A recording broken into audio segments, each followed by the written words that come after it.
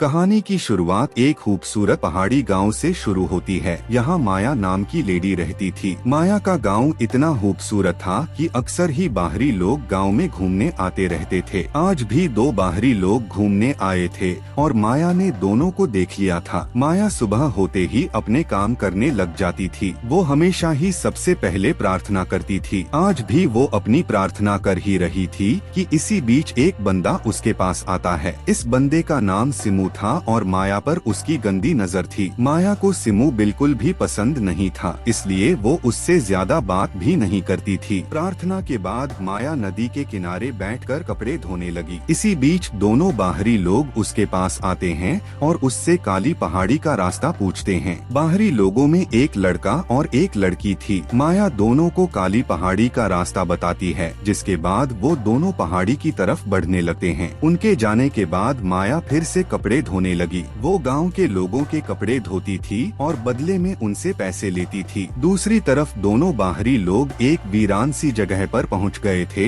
और मौका देखकर एक दूसरे का पानी निकालने लग जाते हैं। माया भी कपड़े धोकर अपने घर जा रही थी। रास्ते में वो जब दोनों को पानी निकालते देखती है तो वो भी गर्म हो जाती है और वही बैठकर अपनी उंगली का इस्तेमाल करने लग जाती है। कुछ देर बाद माया अपने घर के काम कर रही थी। माया के पति का नाम नोआ था। एक साल पहले उसके साथ एक हादसा हुआ था, जिस कारण वो चल नहीं सकता था। माया नोआ का पूरा ख्याल रखती थी और उसकी खूब सेवा करती थी। रात को नोआ माया से बातें कर रहा था। नोआ की टांगों का ऑपरेशन तो हो गया था, लेकिन वो अभी तक चलने फिरने नहीं लगा था, इसलिए डॉक्टर ने उसे थेरेपी करवाने को कहा था। नोआ के पास थेरेपी के लिए पैसे नहीं थे, जिस कारण आजकल वो उदास ही रहता था। माया उसे समझाती है कि मैं जल्दी ही पैसे इकट्ठे कर लूंगी और फिर मैं तुम्हारी ऐसी थेरेपी करवाऊंगी कि तुम जल्दी ही चलने लगोगे। इतना कहकर वो नोआ के पास आती है और उसे गर्म करने लगती है। हादसे के कारण नोआ की ताकत भी चली गई थी, इसलिए माया की कई कोशिशों के बाद भी उसका डंडा गर्म नहीं होता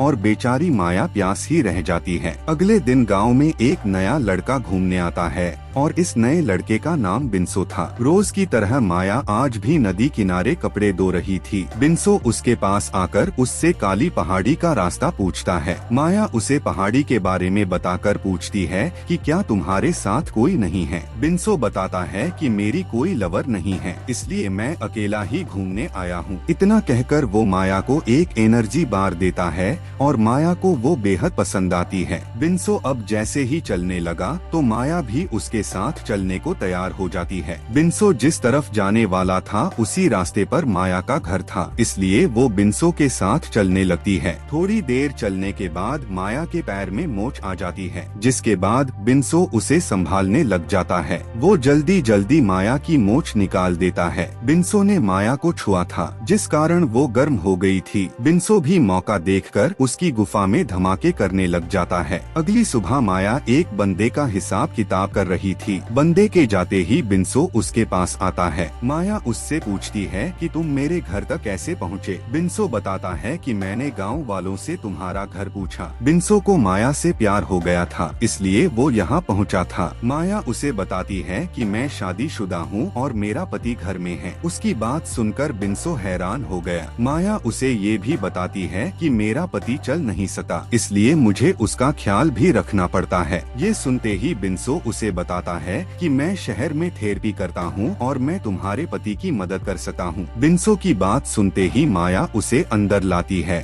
और अपने पति नोआ से मिलवाती है। वो नोआ से झूठ बोलती है कि बिंसो यहाँ घूमने आया है और गांव वालों ने इसे हमारे घर भेजा है ताकि ये तुम्हारी थेरेपी कर सके। माया की बात खत्म होते ही बिंसो नोआ का हाल चाल पूछता है और फिर उसकी रिपोर्ट्स देखता है। रिपोर्ट्स देखने के बाद वो हादसे के बारे में पूछता है। उसे बताया जाता है कि नोआ पीठ के बल एक पेड़ से गिरा था। सारी बातें सुनने के बाद बिंसो नोआ की टांगों की जांच करता है। जांच के बाद बिंसो माया के साथ घूमने लगा। वो माया को बताता है कि मैं जल्दी ही नोआ की थेरेपी शुरू कर दूंगा और बदले में तुमसे कोई पैसे भी नहीं लूंगा। घूमते घूमते बिंसो माया को अपने टेंट के पास ले आता है। बिंसो इसी टेंट में रहता था और मौका देखकर माया की गुफा में धमाके करने लग जाता है। सीमो भी इसी जगह पर था और वो साला चुपकर दोनों की वीडियो बना लेता है। अगले दिन बिन्सो ने नोआ की थेरेपी शुरू कर दी। माया बिन्सो के पास ही खड़ी थी और मौका मिलते ही अपने तरबूज बिन्सो की पीठ पर रगड़ रही थी। नोआ ने दर्द के कारण अपनी आंखें बंद करी हुई थी, इसलिए वो माया की शरारत देख नहीं पा रहा था। थोड़ी देर बाद माया नदी किनारे कपड़े धो रही थी और इसी बीच सीमो उसके पास आता है।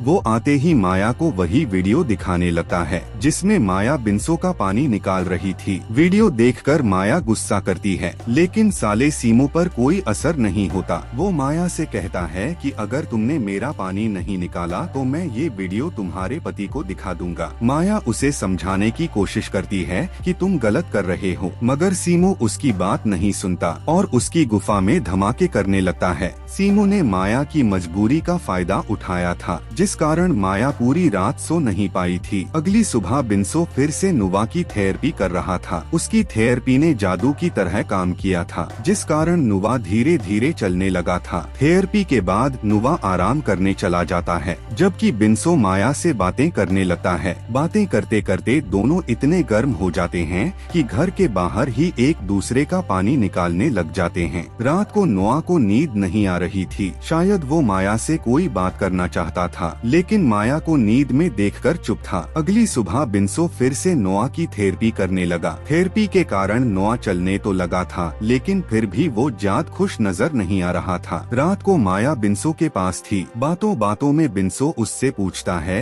कि जब तुम्हारा पति ठीक हो जाएगा तो हम दोनों का क्या होगा। माया उसे बताती है कि मेरे पति का डंडा काम नहीं करता, इसलिए तुम जब भी गाँव में घूमने आया करोगे तब हम दोनों मजे किया करेंगे। बिन्सो को माया से प्यार हो गया था, इसलिए वो उसे अपने साथ शहर लेकर जाना चाहता था और वहीं शादी भी करना चाहता था। दोनों अभी बातें कर ही रहे थे कि इसी बीच दोनों के पास सिमू आ जाता है। सिमू इस वक्त नशे में था। वो आते ही दोनों को बुरा भला कहता है। इसी के साथ वो बिन्सो को सब बताता है कि मेरे फोन में तुम दोनों की वीडियो है। बिन्सो को उसकी बात पर यकीन नहीं था, इसलिए सिमू उसे वीडियो दिखाता है। सिमू अब फिर से माया की गुफा में धमाके करना चाहता था और वो भी बिन्सो के सामने ही। माया उसकी बात मानने को तैयार नहीं थी, जिसके बाद सिमू को इतना गुस्सा आता है कि वो साला अपनी गन निकाल लेता है। गन देखकर दोनों बेहद डर गए थे। सिमू बिन्सो को एक तरफ करता है और माया को कपड़े उतारने को कहता है। सिमू नशे में था और उसके हाथ में गन भी थी। हालातों को देखकर माया अपने कपड़े उतारने लगी। उसके गोल गोल तरबूज देखकर सिमू उस पर टूट पड़ता है। सिमू सब कुछ बिन्सो की नजरों के सामने ही कर रहा था। बिन्सो माया की मदद तो करना चाहता था, लेकिन सिमू की गन उसकी तरफ ही थी। इसी बीच कोई पीछे से आकर सिमू को मार देता है। सिमू को मारने वाला नोआ ही था। नोआ यहाँ माया को देखने आया था क्योंकि उसे पता था कि माया और बिन्सो का चक्कर चल रहा है। दरअसल जब माया और बिन्सो घर के बाहर ही मजे कर रहे थे, उसी वक्त बिन्सो ने दोनों को देख लिया था। माया को बिन्सो के साथ देखकर वो दुखी तो बहुत होता है,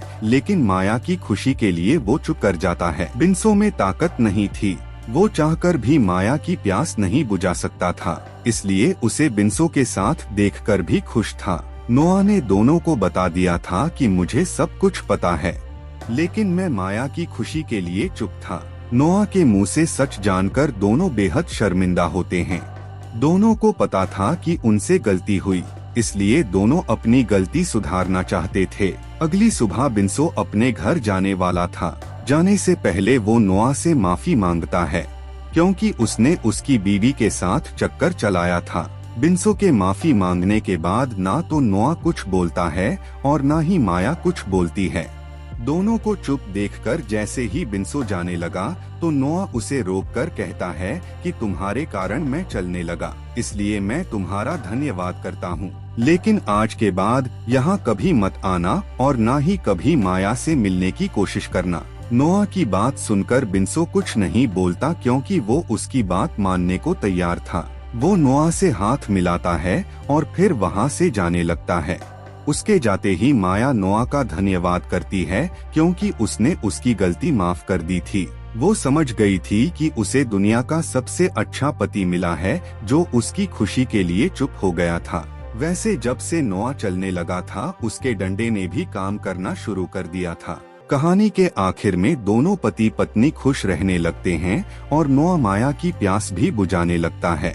इसी के साथ इस कहानी का यही अंत हो जाता है। हमारी वीडियो देखने के लिए बहुत बहुत धन्यवाद। अगर आप ऐसी ही वीडियो के दीवाने हैं तो प्लीज मेरे चैनल को जरूर सब्सक्राइब करें। मिलते हैं अगली वीडियो में।